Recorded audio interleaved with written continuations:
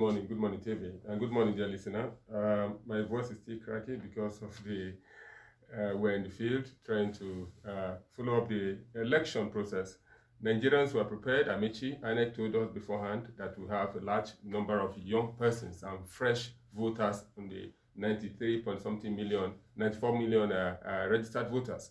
And they were anxious, ready to cast their vote for the first time.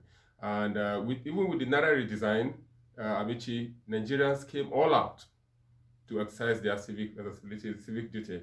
But as the results turned out, we have seen irregularities in most places, and INEC is being questioned. The credibility of the process is being questioned, not by me, but you saw the Obasanjo letter, you heard from the international organization. But in the same vein, Amici, on the other, if you turn the coin around, some persons that have been favored will tell you they did their groundwork. As Steve will say, politics is grassrooted. They did their homework, and they'll tell you that their homework paid off, and that is why they have an edge where they have an edge. But be that as it may, you have 100%, and 60% is telling you that there's something is wrong with this. I think INEC need to respond to Nigerians. The elders that have spoken, the elder statement that have spoken, the international observers that have spoken, over 2,000 of them have spoken, telling you that we are not happy how it turned out. Commonwealth, was it the ECOWAS?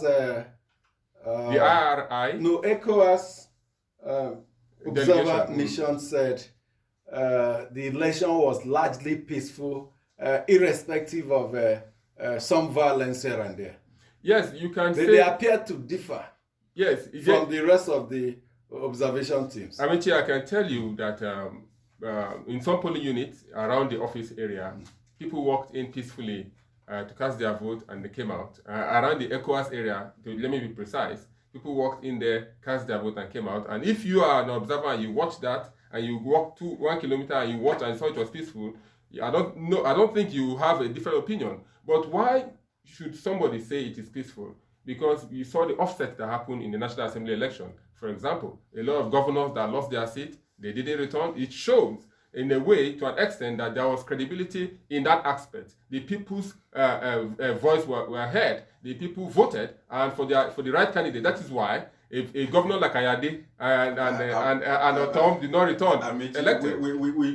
This is Nigeria. Most Nigerians, this is their definition of democracy, or a free and fair election. If an incumbent loses, then the election is free and fair. If those people had won, Abulu won't be talking the way he's talking. I think the issue here is this: the uploading of the results on it. If that had worked, most of the persons or people saying, look, they questioning the integrity of the elections won't be questioning it. It's because the results were not uploaded at the time it was supposed to be uploaded. That is why people, the observers and some Nigerians are saying, look, there are issues, and definitely it's rightly so. Because if you had promised that and you could not deliver on it, then it's an issue. And then when you look at even the INEC in the statement said, look, the server or whatever was for off-season elections and all of that. When they knew, and that's what some of us, when INEC was saying they are ready, some of us said, can we still interrogate this process? What some of the international observers were saying yesterday was that INEC promised Nigerians, as enshrined in the it's very clear in the Electoral Act, and the INEC that guideline, when you finish this election, you upload results. So if you fail to upload results immediately, are you not already in violation of the Electoral Act? That's one. Two, INEC said we discovered that the server was still more about off-season. Maybe one governorship election, they upload that perhaps they didn't configured to ensure that in every part of the country it can be uploaded. Everybody knew that INEC was the one that prepared for the election. INEC knew that elections would hold in every part of the country. Did they take that step to upgrade it? Now, what angered from what the international observers have noted, what is their source of concern, is the lack of communication on the part of INEC. A serious issue. On Saturday, why National Assembly results were being uploaded from different parts of the country. The presidential election results were not Uploaded. Perhaps the problem did not affect the National Assembly election, which were held at the same places across, but affected, according to INEC, only the presidential election. INEC kept quiet. People were wondering. The situation was getting tense and charged. It was only in Sunday, the next day, the INEC came up with this explanation. A statement that it was before for off-season. Now it's for the general election. So these steps are what first introduced tension and took to question the integrity of INEC and the credibility of that election. I bet you, it's all over on the social media. You saw T-Pest used on the forms to cancel or to cover. Are they authenticated? Where I'm driving at is that INEC was pushing those agitating yesterday that they should get ready to submit their complaints to the tribunal. Must every election end in the tribunal? Must every exercise end in the court? I mean, we are Nigerians. Our democracy is supposed to be growing. Why always pushing elections? So was it premeditated that after all they will go to tribunal? Why? You see, it's not the Electoral Act is very clear. It's not before the tribunal. INEC itself can review some of these declarations. If like the chairman said yesterday, if evidence is presented before it, it's not just saying it or lamenting and all of those who say that these results were tampered with, and all of that need to present it. And what you said in Ikiti. The evidence here, if you have results declared at the polling unit and you go to the INEC server, that is when they upload. Yes. When they upload. You now go to the INEC server to compare what your agent brought in, signed, as against what is INEC uploaded. Explained. So perhaps the issue of evidence will come much later on when INEC tidies up his own end of the whole process. David said something that whether an agent is there or not, it doesn't really matter. But an agent must sign the polling unit. The ideal is that you sign. If you refuse to sign, the process. This is Presidential Coalition Center, and the agent must cite and sign. Not must. I'm not even if it's not No, must. if the agent opts not to sign, the process will still continue, but it will now be subject. So if the agent does not to sign, question and perhaps litigation. If the agent does not sign, the result announced is binding or not.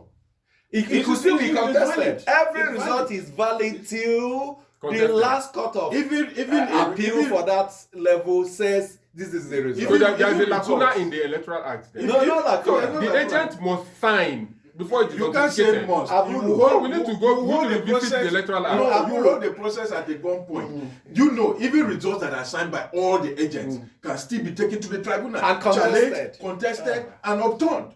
So it's not. But what concern? Because when you look at the money given to INEC, the money, it runs into hundreds of billions. Over 300 billion. And the assurances, some will say the mouth INEC was making. Do you know counted how many times? Ready. Do you know counted they are ready. Even the president, about 4 occasions, said, I have done all I'm supposed to do for INEC. They cannot afford to fail. The president said it several times. INEC came short in several areas. The critical element of this election is electronic transfer of results. That is what people, apart from the BVAS, it's part of the BVAS. That was what people said that will make a significant step forward from previous elections. And that was where we invested a lot of money. And when those that were manning the ICT of INEC were being moved, people pointed and said, what is happening here? We smell rat. We dismissed it here because we said it was a mere administrative process. Because the man that has been there, director of ICT, what's that his name again? Deployed to, is it Anambra? Yes, as administrative secretary. Who was in charge of that? He was moved. Possibly invented the BVAS. Alongside others. Now, people said, this is not ordinary. We said, well, let's continue. And when, after all this money has been spent, and the critical thing, we're expecting it to happen, and it's just like you have a pregnancy, you nurture it from conception to the time of delivery, and the climax is when the baby is delivered and hooray, celebration begins. And there are complications. When complications comes, then everybody becomes apprehensive. Another thing is the issue of logistics. Not just across the nation, because there were many parts of the country where electoral materials, some parts of the country where some parts that did not show up, and two, they showed up very late. In Abuja, here in Asokoro, as I was coming to the office on Saturday, at about 11 a.m., I saw INEC officials in their bus with their ballot buses and materials moving around in Asokoro, trying to locate their polling station. In Asokoro, in Abuja, then my mind went to what will happen in other parts of the country. INEC will need to have a lot of explanations to give Nigerians. They will have to do a lot of in-house keeping, whether it was as a result of incompetence or sabotage. These are things that will be unraveled going forward. INEC said it's not a matter of the IRF not uploading, it's not sabotage, that they will address the challenge. But Amici, if you look at 2015-2019, the most issues that people talked about was logistics. But today, 2023, logistics, materials arrive late, but the main issue is the transmission of the result. Whatever time the materials arrived, Nigerians still queued up and voted. Even with the rains that came that day in Abuja and some neighboring states, Nigerians stood to vote. But the question they're asking INEC, what happened to your promise? Dino listed it. Dino said 65 times the INEC chairman said, I assured you. He counted the assured. And he said the Festus Okoye, the national chairman on voter education, said it 200 times, saying that we assured you. You see, Nigerians take note of everything. Every bit. Nigerians have followed this process from 2022 when the Electoral Act was signed. Nigerians kept following this process to ensure. This is what gave Nigerian confidence, the electronic transmission of results that INEC kept assuring. That is what gave most people the confidence to go in to vote. What do we do moving forward? Because all of this we are lamenting and saying what has happened. What do we do now to move forward? I think as it is, we are also told that there has been some improvement in the IRF, that more results have been uploaded as it were. But INEC needs to draw all its IT and technical staff together to see what the issues are, to resolve them as quickly as possible, so that all the other states that the elections have been completed, because we know that in some other locations, even as at yesterday, they were still voting. But every other place that the results, the election voting has ended, and results have been counted at the polling unit, they should be uploaded. That is what we need to do right away, moving forward. That is the way out of this, so that we'll renew some form of trust into the system. Those who had results, like you said, Amechi, at the polling unit can now check to be sure that the results have not been tampered with, from what has been uploaded. That is what INEC needs to do now.